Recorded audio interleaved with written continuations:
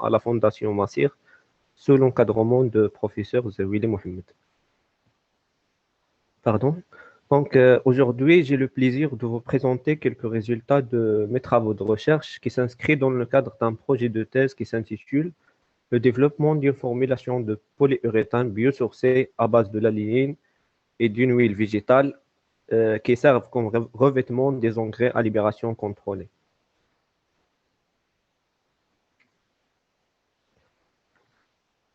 Comme vous savez, les engrais ou bien les fertilisants sont des substances destinées à apporter aux plantes par l'intermédiaire du sol un ou plusieurs éléments nutritifs de façon à améliorer leur croissance et augmenter le rendement et la qualité des cultures. Mais la problématique, c'est que la forte solubilité des engrais conventionnels conduit généralement à des concentrations de nutriments en solution supérieures à l'optimum pour les plantes, ce qui pose plusieurs problèmes, notamment ceux de perte des éléments nutritifs en raison de la volatilisation, du lessivage, de la dénitrification ou bien de la fixation sur le sol. Ce qui provoque non seulement une perte économique des ressources, mais aussi une pollution environnementale très grave qui est due aux émissions dangereuses dans l'air et à l'eutrophisation de l'eau. Donc, pour surmonter ces problèmes, l'une des stratégies les plus prometteuses consiste à produire et à utiliser des engrais à libération contrôlée. D'abord, c'est quoi un engrais à libération contrôlée? On parle d'un engrais à libération contrôlée lorsqu'il fournit les éléments fertilisants en synchronisme avec les besoins métaboliques des plantes, c'est-à-dire en coïncidence avec la demande de la culture. L'enrobage des engrais par des polymères est l'une des techniques les plus utilisées pour fabriquer des engrais à libération contrôlée et de nombreux types de revêtements ont été suggérés dans la littérature pour l'enrobage des engrais, notamment les polyuréthanes. Ce sont des polymères résultant de la réaction entre des diisocyanates et des polyols. De plus, l'utilisation d'un polyol biosourcé préparé à partir d'une biomasse qui est abondante et renouvelable rend la synthèse de notre polymère plus attrayante. Donc, c'est dans ce contexte que vient mon travail. Pour ce faire, on va suivre le plan suivant. On commence par une introduction qui met en place l'objectif et la stratégie de travail. Et par la suite, on va présenter le procédé d'extraction de la lignine, sa modification chimique pour avoir le polyol et les analyses qui sont faites pour caractériser ces matériaux. La même chose pour les polyols à base d'huile végétale. Et avant de conclure, je vais décrire le procédé d'enrobage des engrais par les formulations qu'on a préparées, ainsi que les résultats de l'évaluation de ces engrais enrobés. Donc, comme j'ai dit tout à l'heure, les polyuréthanes sont des polymères dont la chaîne principale est composée de sections aliphatiques ou aromatiques reliées par des liaisons uréthanes. Donc, la synthèse de polyuréthane est basée sur la polycondensation qui met en jeu des diisocyanates et des polyols. Nous, on a pensé à préparer le polyuréthane par réaction de condensation entre le toluène des isocyanate comme une source de groupement NCO et les groupements hydroxyles contenus dans les polyols qui ont été obtenus par deux sources différentes et selon deux approches différentes. Une est à la base de la lignine oxypropylée et l'autre est à la base d'une huile végétale qui est l'huile de colza qui a été époxydée en donnant des polyols liquides après une réaction avec le dééthylène-glycol. Donc, notre objectif est de diversifier les sources d'obtention de polyols utilisés dans la synthèse de polyuréthane, ça d'une part, et d'autre part, de combiner les propriétés des polyuréthanes issus de l'huile végétale avec celles de polyuréthane à base de la lignine. Et à la fin, on va appliquer ces formulations comme enrobant des engrais à libération contrôlée et d'étudier par la suite leur libération, que ce soit dans l'eau ou bien dans le sol, afin d'évaluer l'efficacité de ces engrais enrobés. En ce qui concerne la préparation de polyol à partir de la lignine, elle a été faite comme suit. Donc, tout d'abord, on a extrait la lignine à partir de la bagasse de canne à sucre marocain. Et par la suite, elle a été convertie en polyol liquide grâce à une réaction d'expansion de chaîne avec l'oxyde de propylène. Au moyen de cette réaction d'oxypropylation, les groupements hydroxyles piégés à l'intérieur de la molécule et qui sont difficilement accessibles sont libérés des encombrements et en même temps, la lignine solide devient un polyol liquide grâce à l'introduction des fractions inter. La modification chimique de la lignine par oxypropylation a été vérifiée par une analyse infrarouge et plusieurs caractéristiques indiquant la modification de la lignine par greffage de l'oxyde de propylène sur la lignine, à savoir l'augmentation des bandes à 2900 et 2800 qui sont attribuées à les groupements aliphatique CH3 CH2. Les spectres RMN ont confirmé ces résultats de l'analyse infrarouge. À titre exemple, on prend l'apparition des pics à environ 1,1, 3,5 et 3,8 ppm qui sont attribués au groupement CH3, CH2 et CH de l'oxyde de propylène greffé. Et concernant la préparation des polyols à partir de l'huile de colza, donc, généralement, les huiles végétales sont des triglycérides, c'est-à-dire une combinaison entre trois acides gras et une molécule de glycérol. L'obtention de polyol à partir de l'huile de colza nécessite une fonctionnalisation spécialement par réaction sur les insaturations portées par les acides gras. Ce type de traitement se déroule en deux étapes, comprenant l'époxydation des insaturations et l'ouverture des cycles époxydes par un alcool qui est le déethylène glycol, qui permet de générer plusieurs fonctions alcool tout au long de la chaîne aliphatique.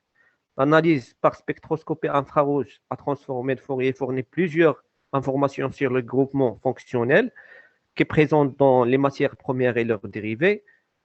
Les spectres infrarouges de l'huile de colza et de l'huile de colza époxydée et de polyol obtenus à la fin de la réaction sont presque similaires, à l'exception de la bande qui est due au groupement époxy dans l'huile de colza époxydée et l'absorption OH dans le polyol.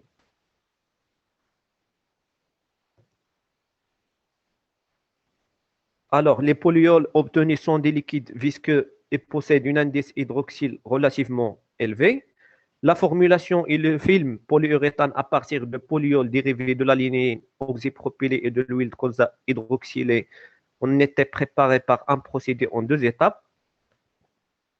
Tout d'abord, chaque polyol a été dissous dans un solvant et réagi avec le toluène des isocyanate sous azote à une température de 60 degrés Celsius pendant 1 heure.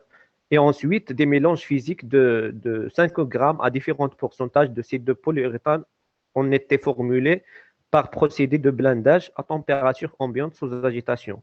Donc, au total, on a 5 formulations. Polyuréthane à base de 100% de la lignine, polyuréthane qui contient 75% en lignine mélangé avec 25% de polyuréthane de l'huile de colza, polyuréthane qui contient 50-50, et ainsi de suite. Donc, au total, on a 5 formulations.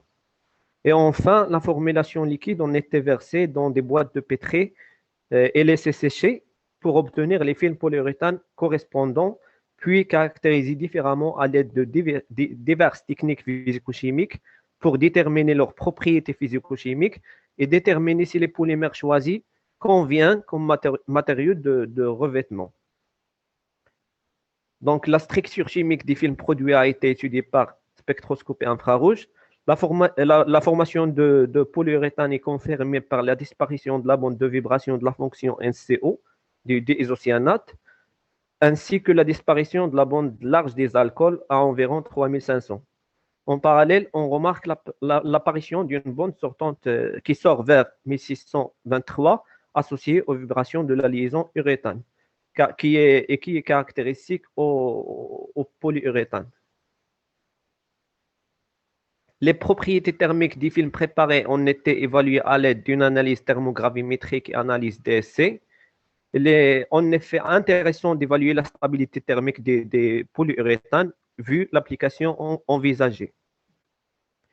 Donc, l'analyse thermique a montré que les films préparés ont des températures de dégradation, de transition vitreuse et de fusion qui ne sont pas inclus dans la gamme de la température d'application des engrais enrobés. De ce fait, il serait avantageux d'utiliser ces formulations comme enrobant des engrais, que ce soit au cours de son application sur les granules d'engrais ou bien de son enfouissement dans le sol. Toujours en relation avec l'application visée, autres tests et caractérisations ont été faits. L'hydrophobie de surface des films ont été évaluées par des mesures d'angle de contact. Le film polyuréthane à base de la ligne présente plus d'affinité avec la goutte d'eau déposée avec un angle de contact de 56,1. Et plus qu'on augmente le pourcentage en polyuréthane à base de l'huile de colza, on aura des angles de contact plus élevés jusqu'à un angle de 107 de polyuréthane à base de l'huile de colza seule. Et donc, une surface plus hydrophobe. La présence des chaînes gras en carbone dans la structure de polyuréthane à base de ZAP peut être une raison de l'hydrophobie de ce polymère. Et afin de mieux comprendre ce caractère, des expériences de sorption de l'humidité et d'eau ont été réalisées en place de celle de l'absorption de vapeur d'eau. Donc, l'échantillon de polyuréthane à base de la ligne présente la valeur la plus élevée après 8 heures de l'immersion dans l'eau.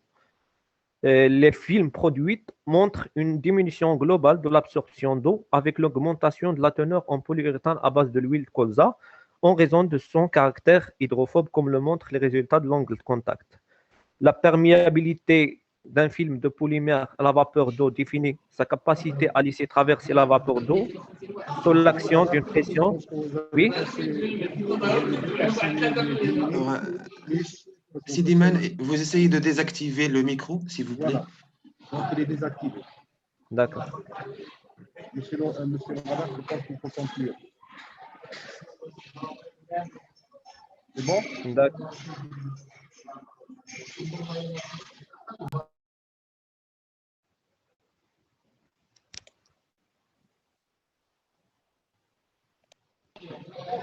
C'est bon? Donc, dans la conclusion, je vais présenter les travaux qui restent à faire pour finaliser ce travail et qui sont la caractérisation morphologique des films et des engrais enrobés et d'étudier le profil de libération des autres éléments fertilisants majeurs, le P et le potassium, et étudier en utilisant la méthode des colonnes le profil de libération des engrais enrobés dans le sol. Et merci pour votre attention. Et je m'excuse pour le retard. Merci pour vous aussi. Donc, je donne la parole à l'audience s'il y a des questions, s'il y a un constat pour intervenir. Donc, à vous la parole, c'est l'audience.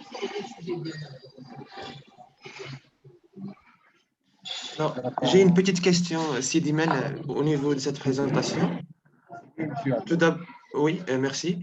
Tout d'abord, je tiens à vous remercier, monsieur, pour la clarté de votre exposé.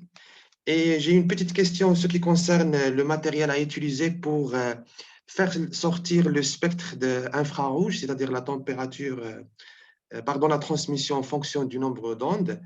Est-ce que vous avez effectué l'étalonnage au niveau de votre appareil, c'est-à-dire le spectroscopie infrarouge? Oui, tout d'abord, on fait un background pour, comme étalonnage. Oui. Avant de passer notre échantillon. D'accord, c'est-à-dire vous avez effectué l'étalonnage. Oui, oui, bien sûr. D'accord. Et quel est le type ou bien le nom si vous voulez, de ce type? Est-ce que vous avez utilisé plusieurs matériaux ou bien j'ai pas une idée, j'essaye de comprendre comment vous avez effectué l'étalonnage pour avoir les spectres de la transmission. Voilà, donc les spectres infrarouges. Donc, initialement, on fait un background pour éliminer les bandes qui sont attribuées à l'air, par exemple, tout ce qui est bruit. D'accord. Et après, on passe notre échantillon. D'accord.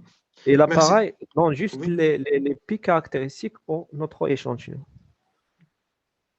D'accord. Merci. Donc, c'est une méthode spectroscopique, on fait un background. Background, d'accord. Oui. D'accord. D'autres questions? Non, pas de questions, c'est bon. Là, c'est bon. Merci. Donc, moi, j'ai une petite question concernant le plan pratique de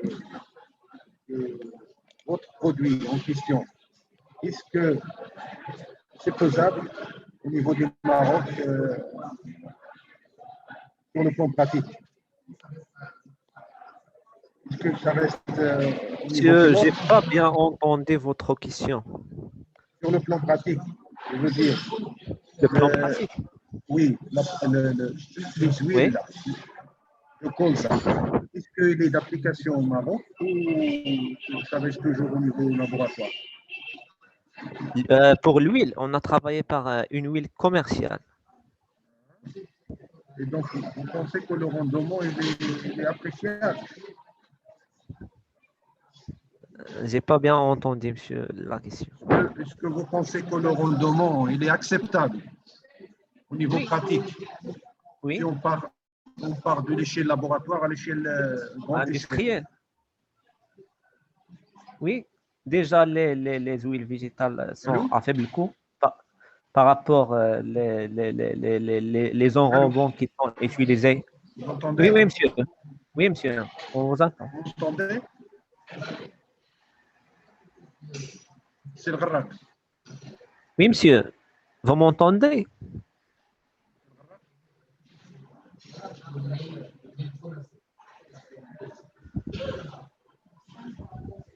Voilà, donc apparemment il y a un problème. Je passe au suivant. Monsieur Idrissi de l'Université Hassan II. Monsieur Idrissi, pour présenter la communication. Monsieur Idrissi n'est pas présent. Monsieur Idrissi. Monsieur Idrissi, absent. Absent. Je passe à Nouira Rizlan. Nouira Rizlan, de la faculté des sciences de Fès, Université Sidi Mohamed Niazi. Rizlan. Non plus. Je pense qu'elle est absente aussi. Padma. Can you explain Je crois qu'il est là, monsieur. The next is mine, sir. Hello, this is Padma. Padma? Hello. Yes, sir. Can you hear me? Hello. Padma? Yes, sir. Can you hear me? Hello, I'm Dr. Padma. Hello. Can you hear me, sir? Yes, Dr. Padma, we can hear you, of course. Okay. Can I share my screen, sir? Yes, doctor, you can share. It's your time, please. Thank you. Je passe Abdoulatif Boutgayout. Monsieur Abdoulatif. Bonjour, monsieur. J'espère que Madame Fadma est en train de... Padma, ok. Ok. Can you see my screen, Hello? sir? Yes, Is we my can see. screen? Yeah.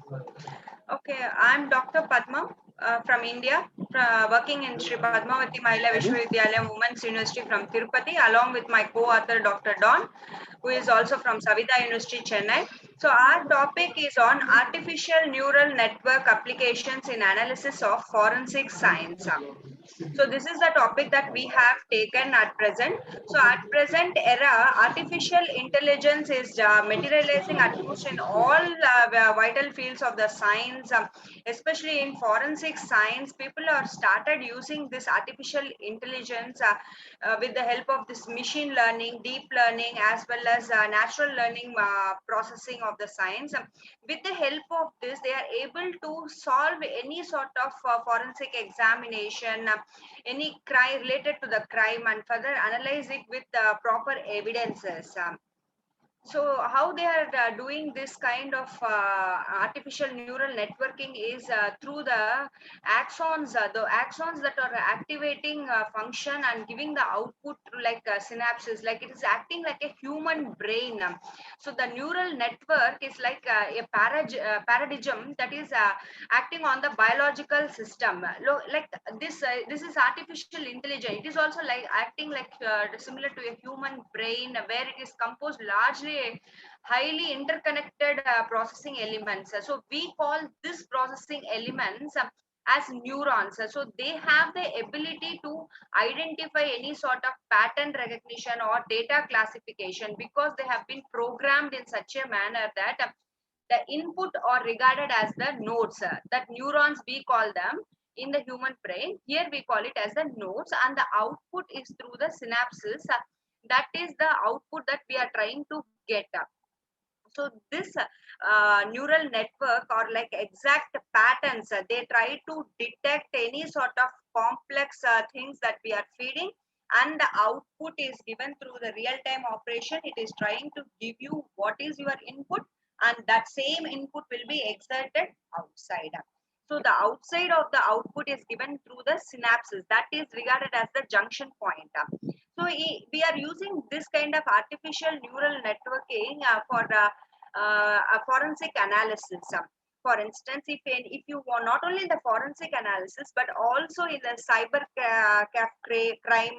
So with the help of a tool, we are using like NCASE forensic toolkits. We are using those software for finding out any sort of corruption or any crime related because they have been fed with deep learning processes and cognitive information to predict what are the happenings of the corruption at a very rapid rate.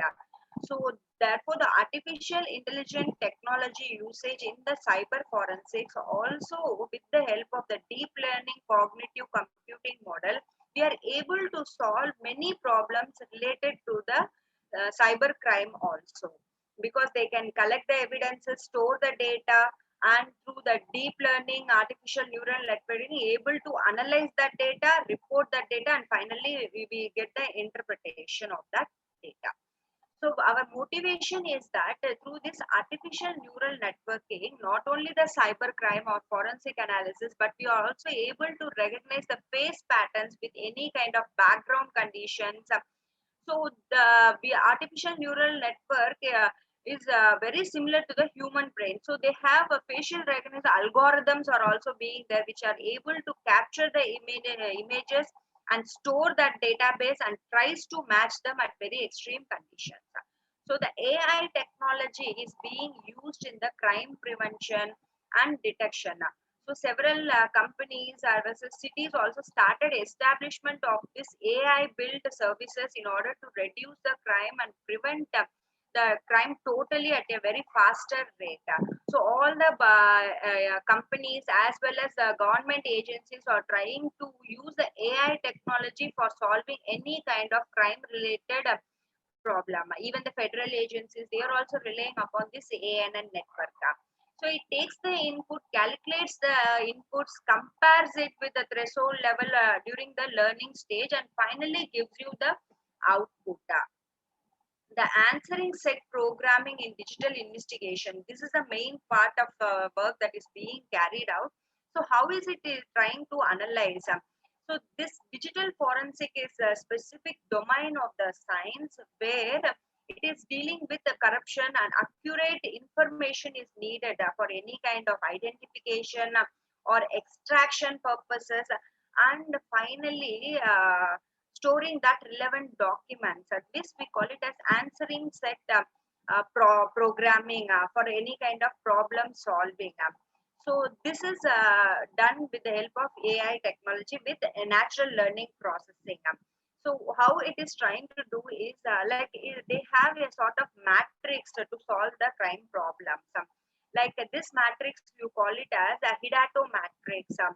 Like it's a puzzle or a mystery, like which was designed by a mathematician, Goira Bendrick.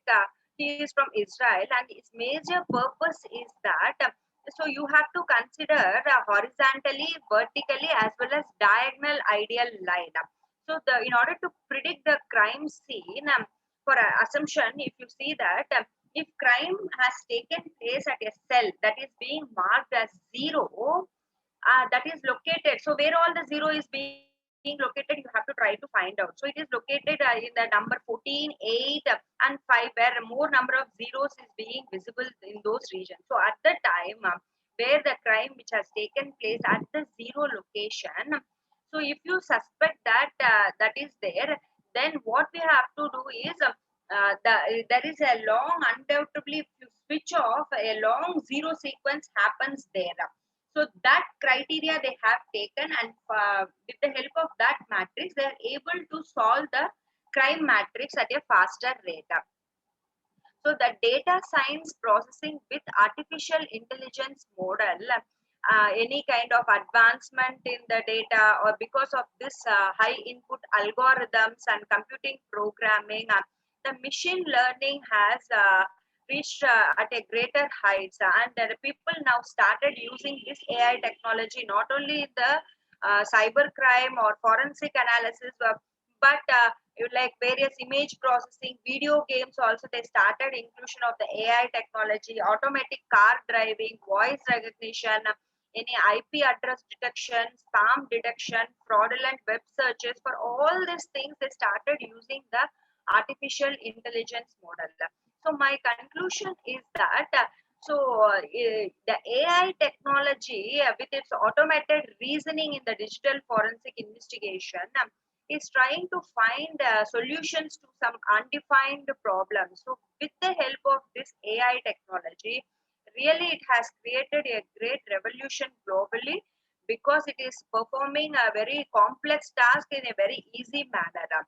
So this AI based review of which I am trying to tell you is that AI perspective aims to construct many software tools with complex connections from diverse fields like diagnostics to forecasting, prediction, and finally logical reasoning also.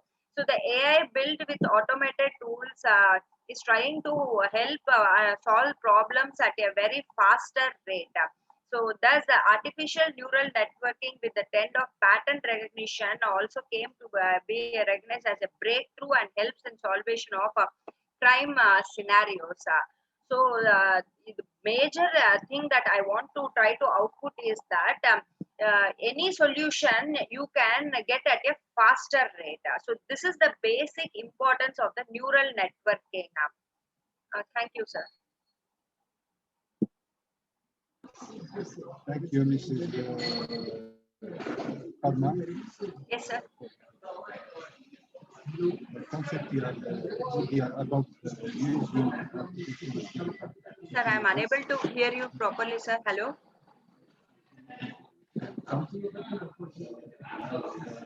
Sir, please. Sir, I can't hear the question properly, sir. Can you please repeat once again, sir? Hello. Allô? Sir.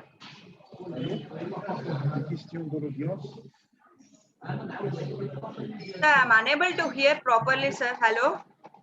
Allô? Listen me? Allô? Hello. Sir, lots of disturbances, sir. I am unable to hear it properly. Okay. Listen me? Hello. Allô? Bonjour, monsieur. Oui. On vous entend pas bien. Est-ce que vous Question? pouvez enlever carrément les écouteurs parce que Question? on n'entend rien.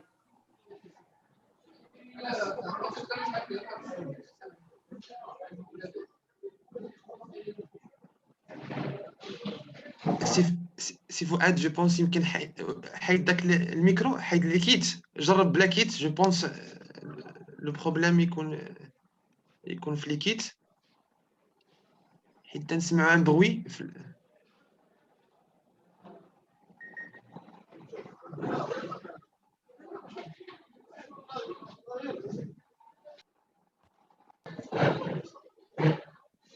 Hello.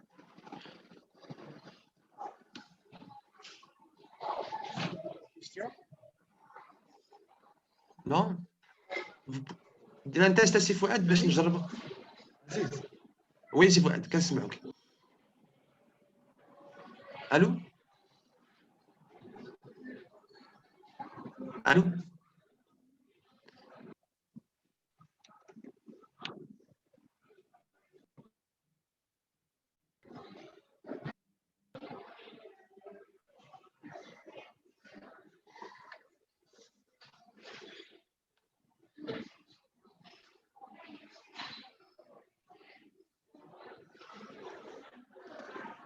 Allô, c'est Fouad?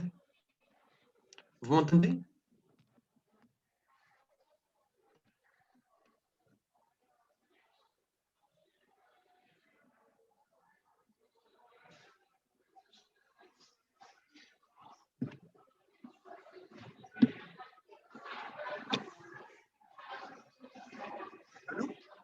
Allô? Allô? Allô? Allô? Allô, سي فؤاد كنسمعك. Allô?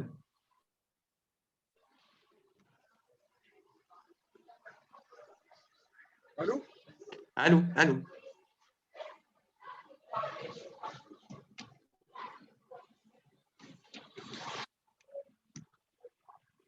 Allô? Allô? Allô? Allô? Si Fouad, vous pouvez enlever gars les kits pour tester?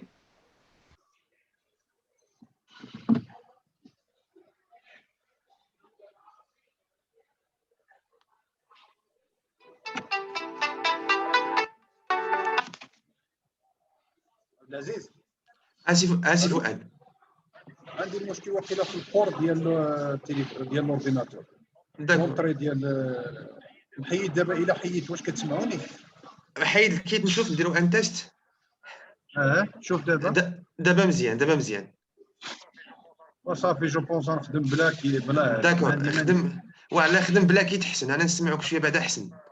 داكور صافي شوف يدخل سوري يدخل هذاك عبد اللطيف بوت Oui, صافي je سي suis là. عزيز أنا أستاذ. دونك جو بونس سي عبد اللطيف افو لا بارول. D'accord, monsieur. Merci beaucoup. اوكي ديزولي C'est pas de problème.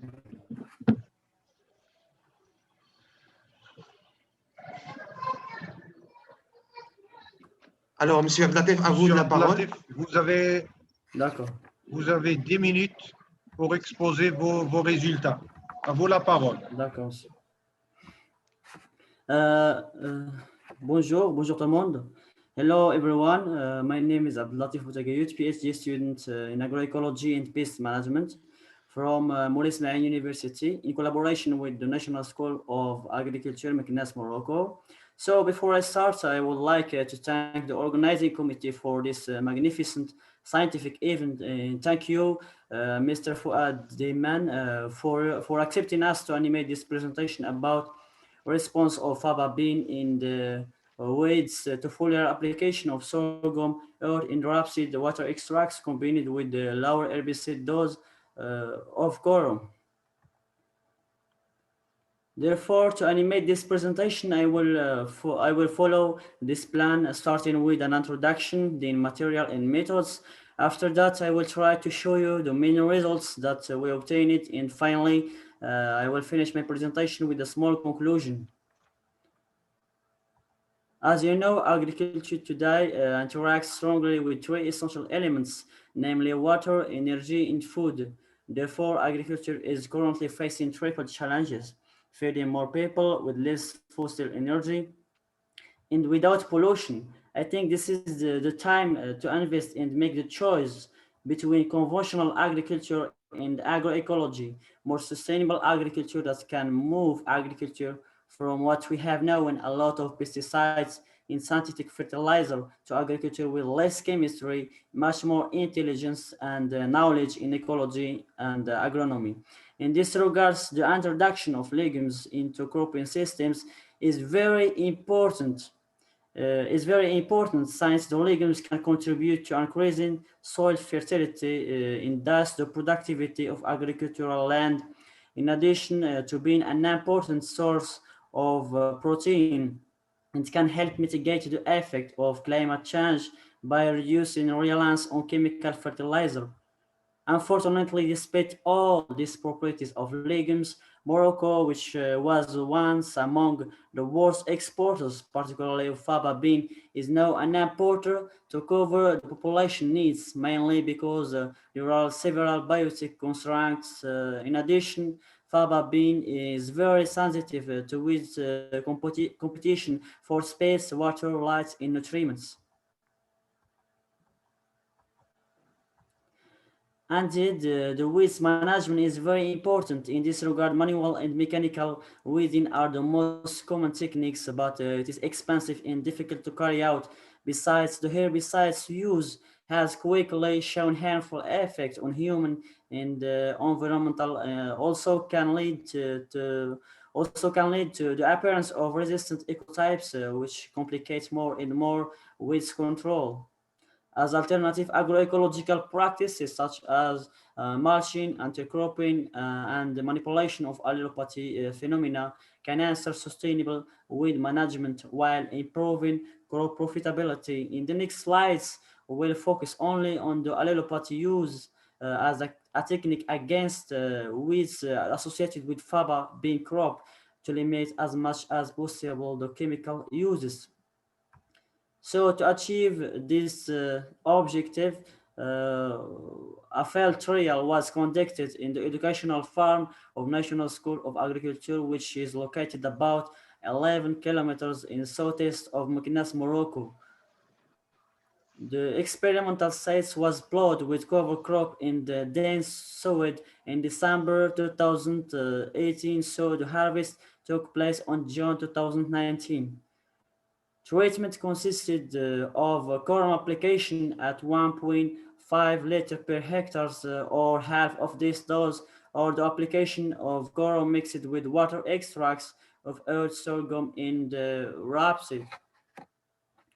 So data were collected in 2 sampling dates, flowering in maturity stage using 0.25 meters square. Thus, density in biomass results were used to determine the weed density, the weed control efficiency, abundance, and relative abundance frequency and relative frequency. Also, the relative important value.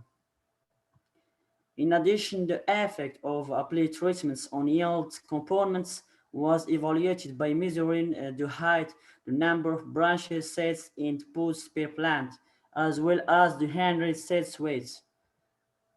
Thus, the data were recorded in Excel and then submitted to ANOVA in multiple comparison tests of Tukey using IBM SPSS software.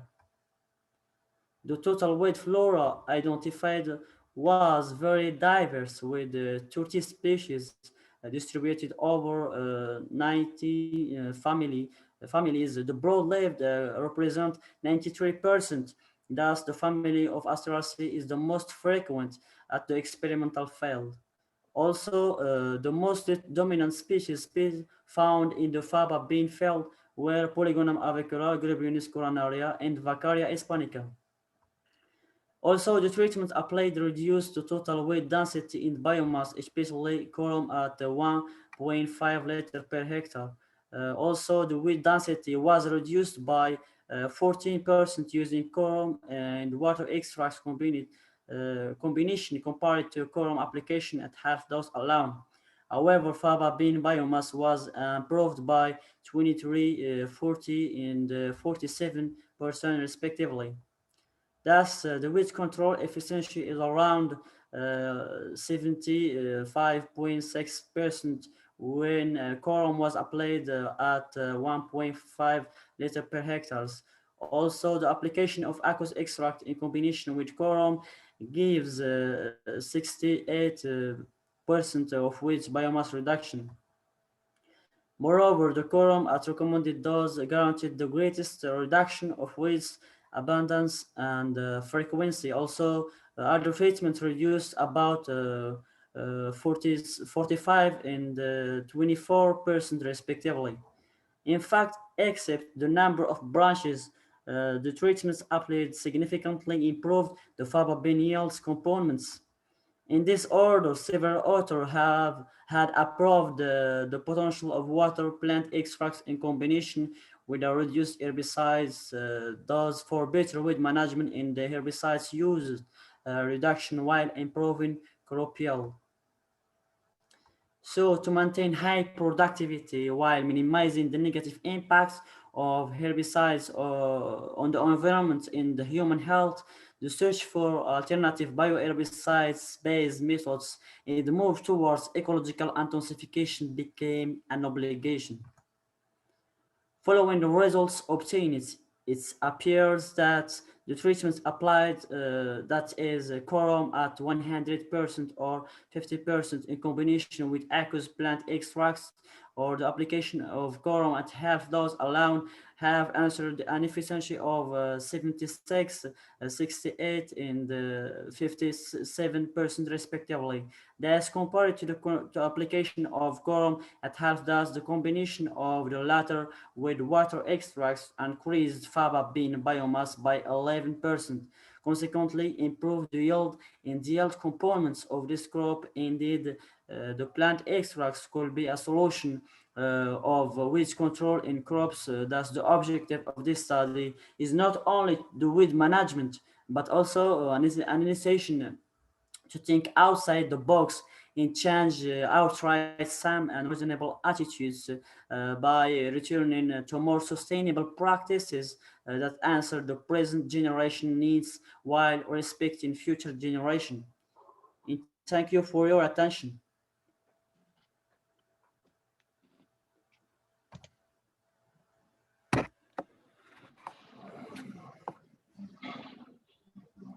Thank you. Merci beaucoup pour votre attention. Je donne la parole à l'audience s'il y a des questions. C'est Abdelaziz, vous m'entendez bien? Je tiens le câble par la main, parce que je pense qu'il y a un problème au niveau du port. D'accord. D'accord. Je donne la parole à l'audience s'ils ont des questions. Sinon, je suis obligé de passer au suivant. Question? Thank you, Monsieur Boutegaillou. Welcome, dear professor. Thank you.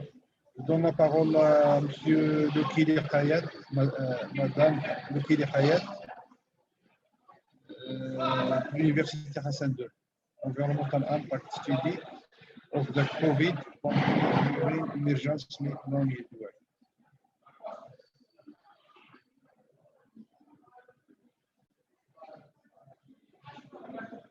Prof Loukili, Mademoiselle, Monsieur Anoujla Abdelkader, Bouki Younes.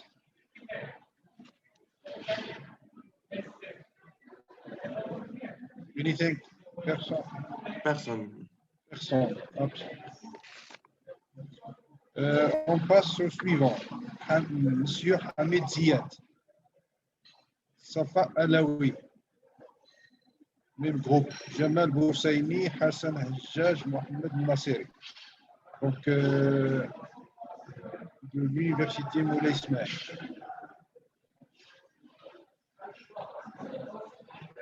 Je pense qu'il est absent aussi. On passe au suivant, l'avant-dernier, Soufiane Ziani. Je vous écoute, monsieur. La parole. Vous avez 10 minutes pour exposer vos résultats, monsieur Ziani. Merci, monsieur. Je vous en prie.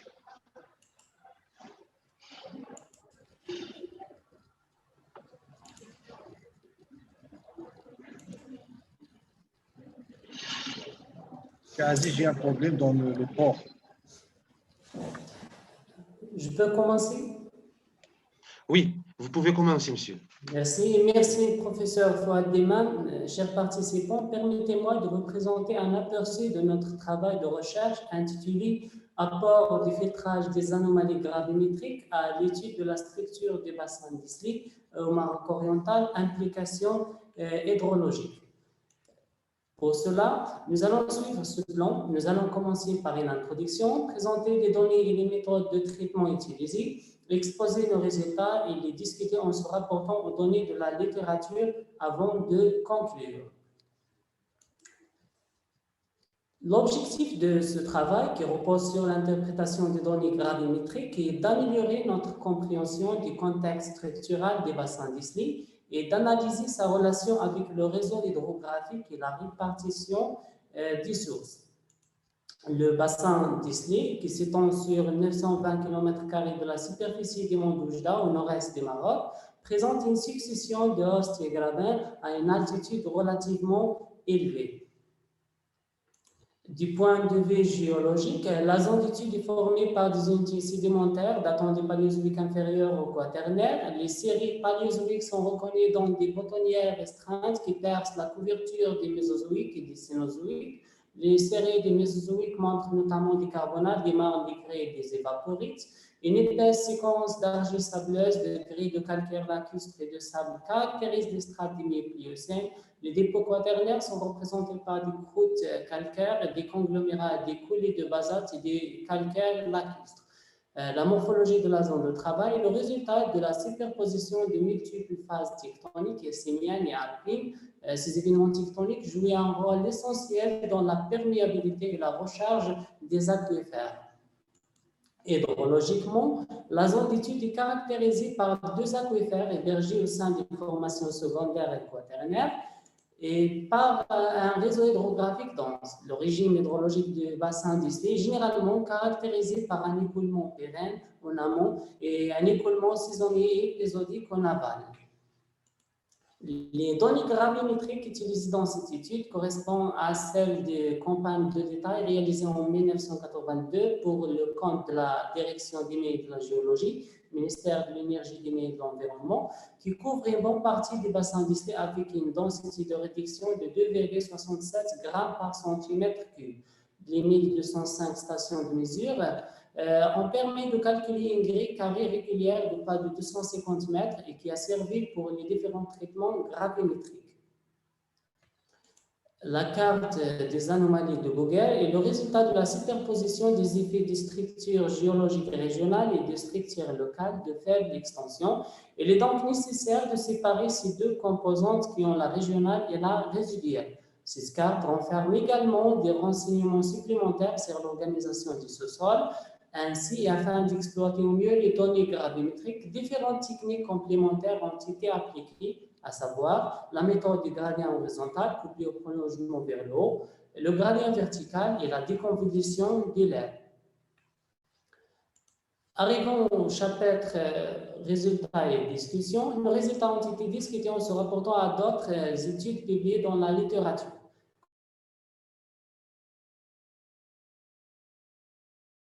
La carte résiduelle qui permet une interprétation des anomalies basées sur la connaissance géologique de la région. Ces variations sont causées par des changements de densité des roches en subsurface liés au contact géologique. Dans notre cas, les anomalies positives sont associées à un soulèvement ou à un affleurement des socles paléozoïques. C'est le cas d'anomalies de Genfouda et l'anomalie de Thiuli. Les anomalies négatives indiquent la présence de dépression et de gravats, comme exemple l'anomalie de Bneukil en haut et l'anomalie de Weblheimer. Le résultat de notre étude concorde avec celui de Goods en 2014 et avec l'étude de Genouf en 2007. Pour l'étude des discontinuités, nous avons procédé à une analyse multi-échelle basée sur le couplage de la méthode du gradient horizontal avec celle des prolongements vers le haut. Cette approche constitue un excellent moyen de localiser les contacts géologiques, notamment les failles, en déterminant leur tracé, leur fondage et leur degré d'importance. La carte des linéaments dressés confirme l'existence de failles déjà cartographiées par les études structurales classiques, G1 faille de Tucci, G2 et 3 faille de Thiuli, G5 faille de Zekara, et met en évidence de nouveaux accidents, c'est le cas de G4, G6, G7 et G8. Ensuite, nous avons utilisé le gradient vertical pour mettre en évidence les lithologies d'eau profonde. Le principal avantage de cette technique, elle permet d'identifier les limites du zone ayant une densité de gravité différente, ainsi que de définir l'emplacement des structures géologiques. Enfin, la méthode de déconvolution des lèvres nous a permis, en plus de la localisation dans le plan horizontal des contacts géologiques, l'estimation de leur profondeur. Les solutions des lèvres indiquent des profondeurs pouvant atteindre 2280 mètres. Les accidents les plus profonds sont de direction principalement nord-est, ouest et nord-ouest et est. Le réseau de failles est-ouest et nord-sud est présent. Il s'agit de failles intermédiaires dont la profondeur ne dépasse guère 1000 mètres. La coupe AB illustre la corrélation entre les anomalies gravimétriques et la configuration géologique. Cette coupe confirme que les maxima de gravité résultent des soulèvements des socles paléozoïques et mentionne l'effet de la faille J5.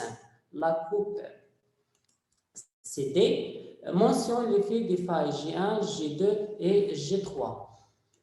Une analyse multi-échelle des linéaments gravimétriques interprétés comme des failles permet de générer une carte structurale de la zone d'étude. L'analyse statistique montre 3 tendances principales, nord 120, nord 90 et nord 60, avec une nette prédominance de la dernière tendance.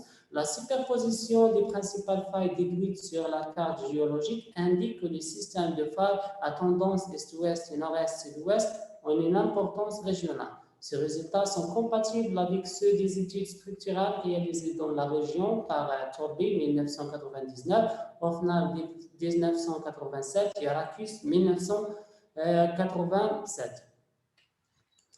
En ce qui concerne l'analyse de la relation entre la géologie et l'hydrographie, les résultats montrent que le réseau fluvial est contrôlé par les différents systèmes de failles. En outre, les résultats montrent une bonne corrélation entre les linéaments identifiés et la répartition des sources. Nos résultats sont concordants avec des études antérieures, Listiani 2018, Kalantani 2009 et TAM 2004. Au terme de ce travail, un schéma structural de la zone d'étude a été élaboré. Celui-ci met en évidence le système de failles responsable de la structuration de cette zone. Sur le plan hydrologique, la présente étude montre une bonne corrélation entre la configuration géologique des bassins disney, la distribution des sources et le réseau hydrographique.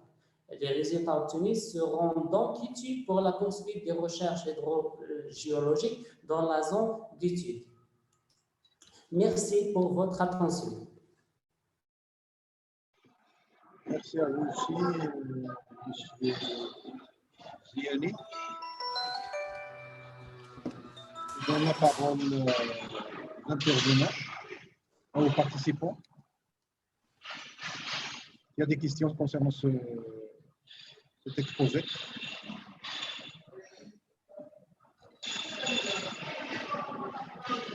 Des questions?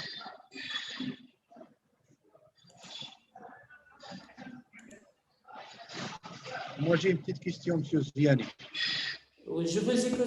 Fouad. Concernant la corrélation qu'il y a entre ce que vous venez de, par quoi vous avez terminé votre exposé, entre tout ce qui est hydrogéologique et statistique.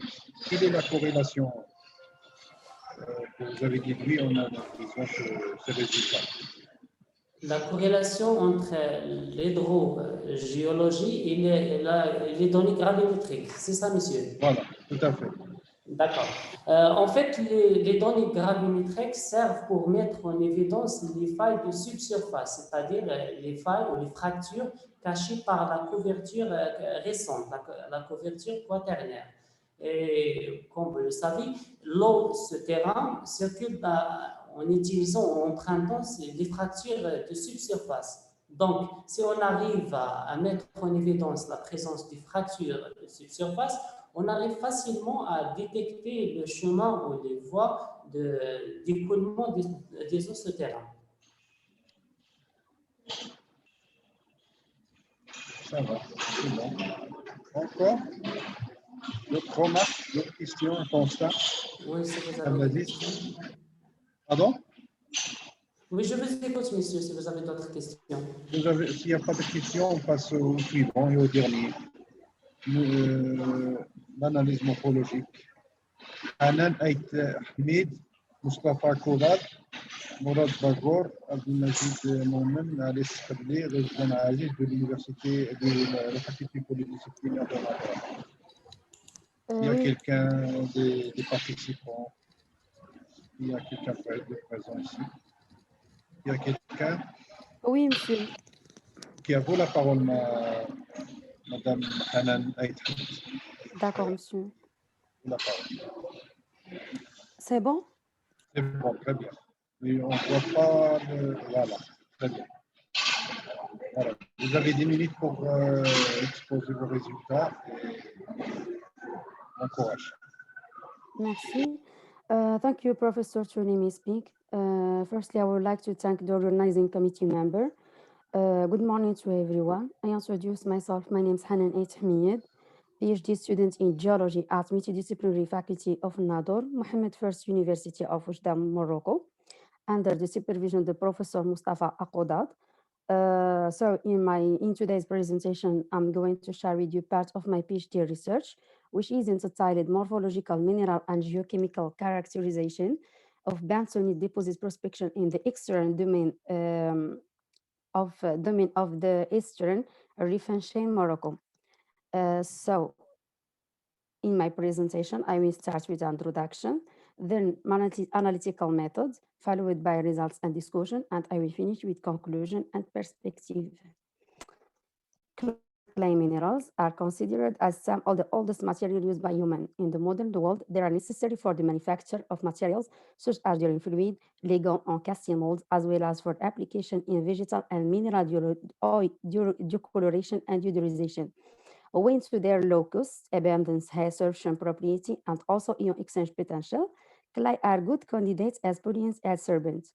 Concerning the classification of clay and clay minerals, is based on the difference in their light structure.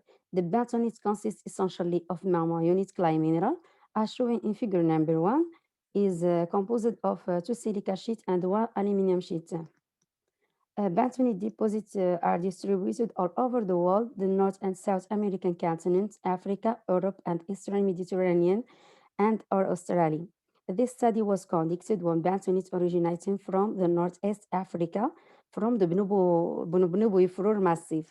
This research aimed to characterize and study the bentonite collected from the Ibourdain deposits. Geographically, the Bourdain deposit is part of the Beni Massif, situated in the northeastern part of Moroccan Eastern Reef in the Nador city. Bourdain deposit is located about 30 kilometers southwest of the city of Nador. From geological point of view, the Bourdain Massif belongs to the eastern native of the Meso Reef zone of the extra-domain reef. This massif is mainly composed of sedimentary, volcanic, and granodiorite rocks. 10 bentonite samples from EB1 to EB9 were collected systematically with the 10-meter pitch over the under deposits, all illustrated in figure number 3. So, in order to meet the objective of this present work, Ibourdain bentonite has been characterized of point of view sedimentological, mineralogical, geotechnical, chemical, and morphological. The bentonites were first oven dried at 48 degrees Celsius for 24 hours. Then the crystalline phases were identified by XRD diffraction and completed with the spectrophotometry.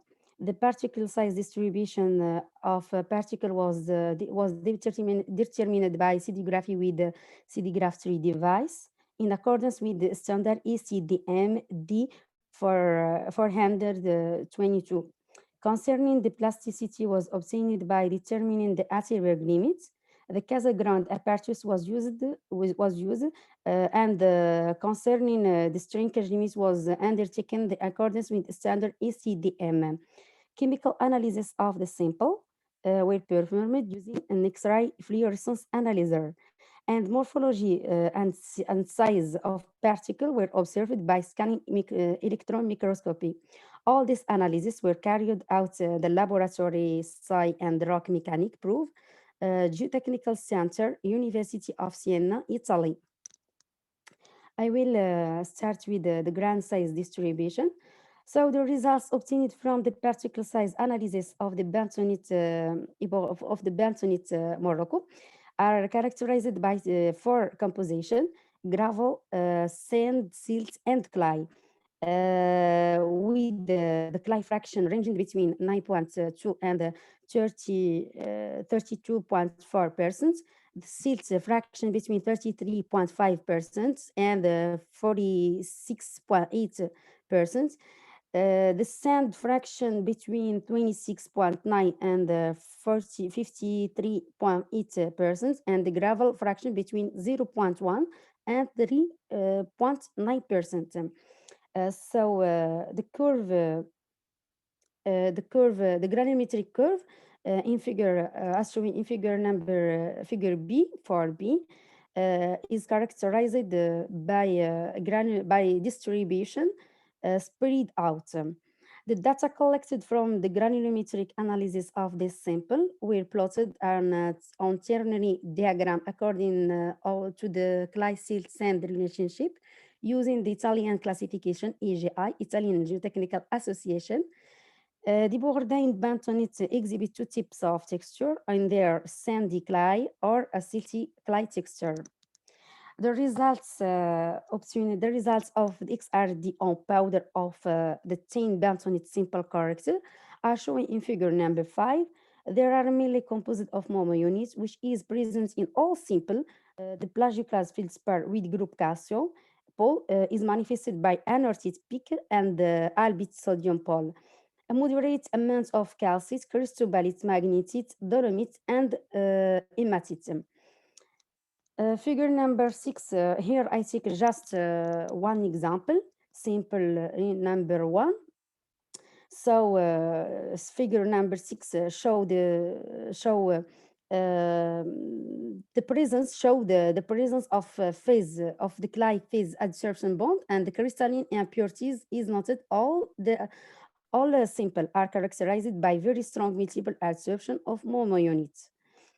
The plasticity of clay vary from one mineral to other on general, and express its ability to deform when mixed with the water. Figure number 7 show that the Bourdain bentonites are very plastic. Figure number 8E show the variation of the volume as function of the water content of the material.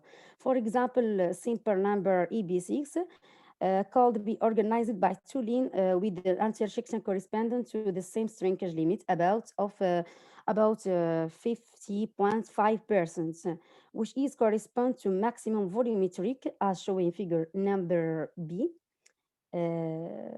Maximum volumetric weight of 1.87 grams by centimeter. So concerning so now scanning electron microscopy image will contribute to the surface examination of the material. To this end, the SIM image where taken of the sample reveals the various characteristic and surface texture of bentonite particles. It's apparent to battle with aggregates of the ground in spherical form with the heterogeneous dimension. We observe irregularly sphered pores and fissuration. It could be easily deduced. The spore play a major role in the adsorption. A SIM image analysis reveals the presence of the feldspar, zircon, calcium, albite, iron, oxide, and barite. So these results confirm that we have obtained by XRD. As shown in table number 1, the chemical composition affected the amount of natural bentonite. Beside the bentonite used is mainly characterized by iron, calcium, silicon, and aluminum. As shown, the energy dispersive X-ray spectroscopy with the X-spectral obtained show the presence of the following elements: aluminum, silicon, magnesium, sodium, oxygen, potassium, iron, and calcium. These results also confirm those found by chemical analysis. The Nador bentonite Morocco is diverse in terms of its clay and associated mineralogy. The mineralogical composition consists of a mixture of variable proportion of momo units, anorthite, albite, and orthoclase feldspar with some calcite and impurities. The bentonite study are generally composed of fine-grained particles with high plasticity, which is indicate that this bentonite a very high water retention capacity and therefore a high swelling capacity. On the other hand, after comparing our results with those for bentonite from Maghnia, Algeria, it's noticed that there is a similarity. The results obtained in this preliminary characterization study lead us to consider the further research focusing on the experimentation of these raw materials on semi-industrial scale to evaluate in particular their use as adsorbent. Some references. So this work is already published in the Geological Society of London. More information, I invite you to consider it. Thank you for your attention.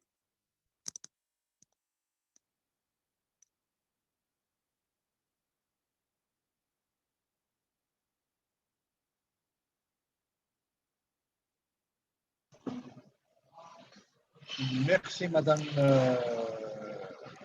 Hanan Aït Meyid. Merci, monsieur. Dans la parole à l'audience, ils ont des remarques, des questions, des constats. Sinon, vous m'entendez, c'est Abdelaziz? Vous m'entendez?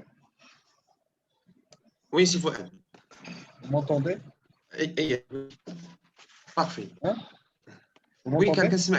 Oui, Ah, ça va. bien sûr. Madame Hanan, vous m'entendez? Oui, monsieur. Donc, moi, je passe à la figure 7. Ah oui, la figure numéro 7.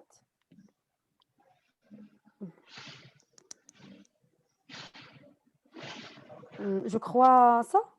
Là, non, c'est là où il y a l'indice de oui. plasticité, les limites de... Oui, d'Alterberg. Voilà, Oui, monsieur. d'Alterberg, ouais. Oui. Donc, quand je vois... voilà. Donc, je me demande quel est le lien entre la liquidité et la plasticité. La liquidité et la plasticité. Oui. Donc, tout simplement, il y a une liaison. Puisque généralement, l'indice de plasticité, c'est la différence entre la limite de liquidité et la limite de plasticité.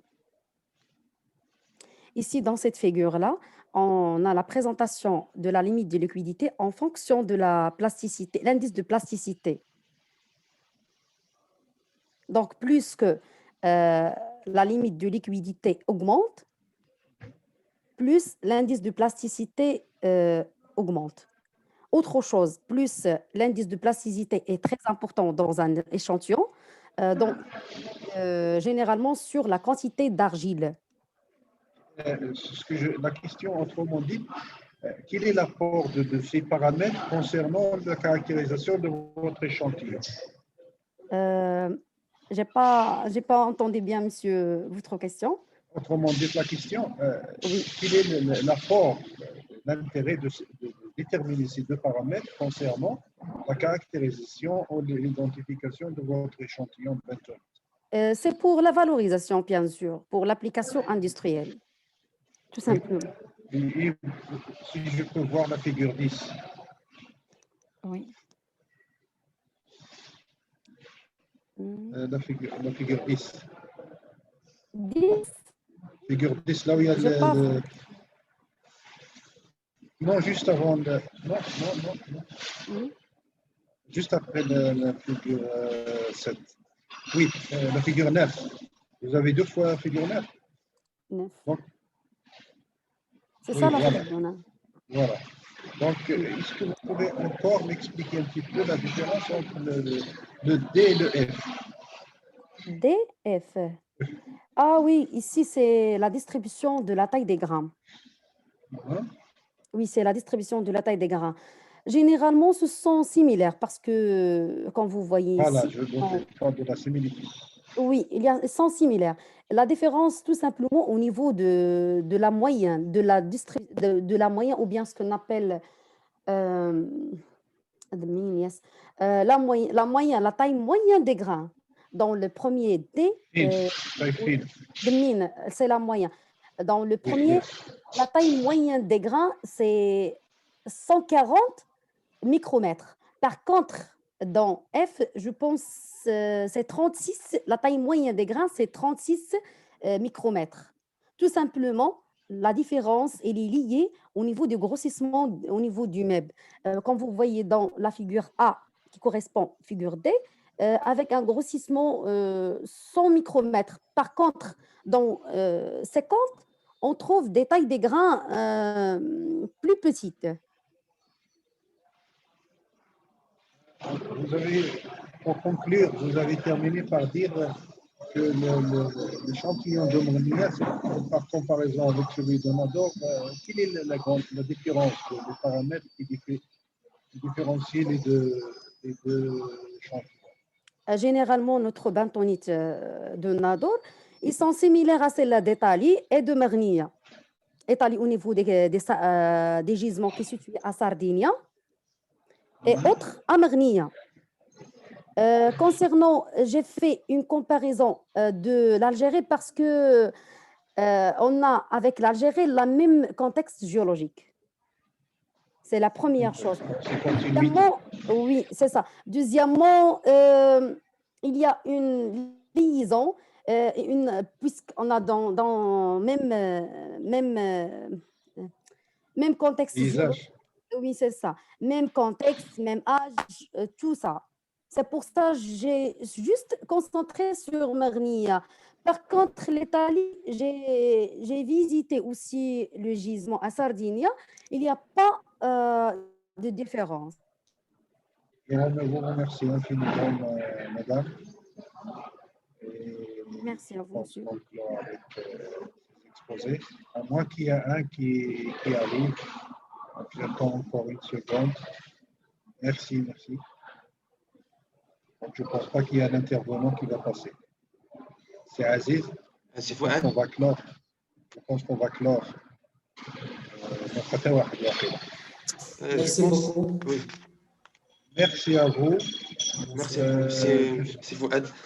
Au nom des organisateurs de ce congrès Lépantique 2021, je suis honoré d'être parmi les présents. Et je vous félicite tous. Je vous souhaite un bon courage, bonne continuation pour les participants, pour les organisateurs. Je n'ai qu'à vous lever le chapeau pour vous dire que c'est un rapport très intéressant. Désolé pour tous les tracas de tout ce qui est matériel. Donc, j'ai un problème aujourd'hui. Ça tombe mal avec. C'est pas grave. Voilà, je tiens le câble de mes écouteurs. Donc, un grand merci, c'est Aziz. Un grand merci. C'est Fouad. À vous aussi, je vous remercie, c'est Fouad. Oui, je vous remercie, monsieur. Merci, Fouad. Merci, à bientôt, c'est Fouad. Au revoir, monsieur. Au revoir. Merci, au revoir.